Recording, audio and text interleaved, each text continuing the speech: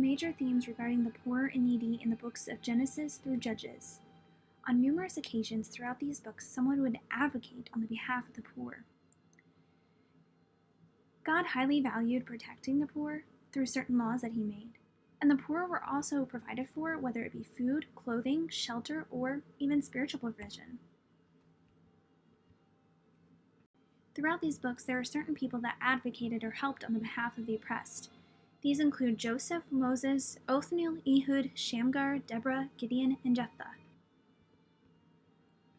Genesis 47 was the time of the famine. When the people came to Joseph when they ran out of food, Joseph told the people how to save enough food so that they would not starve. According to Dr. Constable's notes on Genesis, he quotes, "He was able to alleviate the desperate plight of the Egyptians." In Exodus 14, Moses asked Pharaoh to let his people be freed from the oppression that they were enduring.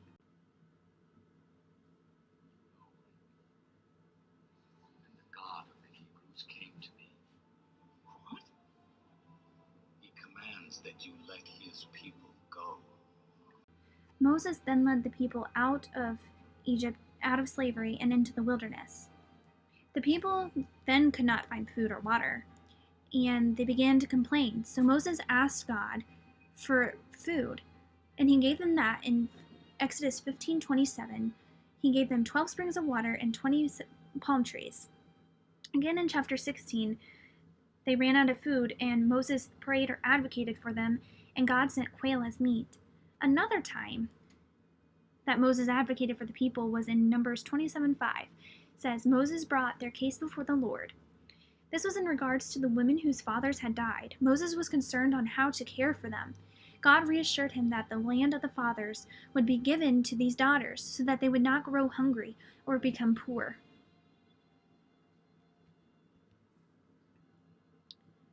A major portion of Judges has to do with the 6 different periods of oppression that the Israelites faced. They would go into deep sin and would do terrible things, but then they would ask God for deliverance from this oppression. His response was to send several people to help lead the Israelites out of oppression.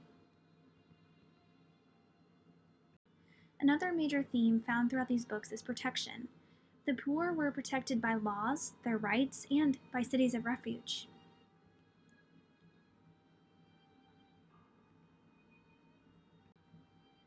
There were certain laws put into place to protect the well-being of the poor. In Exodus chapter 21 through 23, there were laws that protected the slaves. A lot of people were slaves because of poverty. They could sell themselves into slavery and would be debt-free. After 6 years, if they had not paid off the debt, they still would be let go. Female slaves, if the masters did not marry them, they were still supposed to give them clothing, food, and a place to live. In Exodus chapter 22, there are specific laws protecting widows, orphans, and the poor and needy.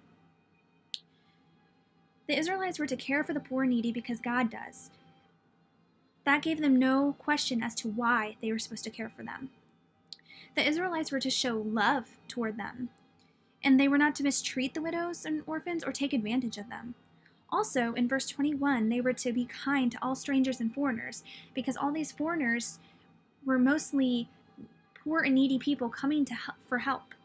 The Israelites were to constantly reflect on their oppression they had in Egypt and remember what it was like to not oppress others. Another law that was given was for the struggling financially. Their loans were to be interest-free. This allowed them to come out of debt a lot sooner. And finally, another law that was given was for the quality of care for the poor. The Israelites were not to treat the poor and the rich differently. They were supposed to treat them the same, and the rich were not to have any more advantage than the poor. In Deuteronomy chapter 24, the Israelites were told that they were not to take advantage of the poor. That meant that employers were not to pay the poor any less just because they were poor, and they were not to take their clothes. Also, the Israelites were not to barge into the homes of those in debt and demand their money back. In chapter 15 was the 7 years of the release for those in debt. According to Vaught, this was to ensure that there would be no permanent underclass in Israel. Israel was to be a community that loved God so much that they would care for each other, even the poor and needy. This was not an option for them, like it much is today, but this showed their love and devotion that they had toward God. Deuteronomy 4 and 23 show the cities of refuge. These were safe towns where people could come to if they accidentally killed someone, or for the debtors and the slaves that escaped unjust oppression. These cities were supposed to show them compassion and not harm them. According to Dr. Constable, it is an honorable thing to shelter and protect the weak, provided they be not wicked. Another major theme found in these books is provision.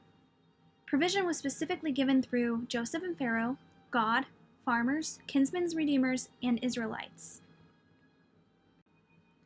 Genesis chapter 47 was the time of the famine, and when Joseph's family came to him in need, Pharaoh told Joseph to settle his family into the greatest part of Egypt, which was Goshen.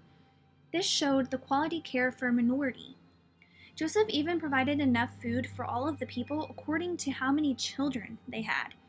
Since children are most vulnerable, this shows Joseph's love, care, and help for them. Joseph also sold food to the poor, but when they became too poor to afford it, Joseph bought all of Egypt and gave the people seed to grow. He only charged 1/5 of the crop in order to rent the land. According to MacDonald, this was a very fair arrangement. Pharaoh, he was also very good to the people by only charging them 20% tax when it was normally 33 1/3% tax. This allowed them to pay what they could afford. We may not think that this was a very good idea, but in their time this was, according to Dr. Constable, the primary way of dealing with the poor and destitute.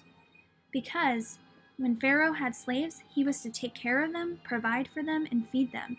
If they wanted to survive, this was their only option. God also provided for the poor.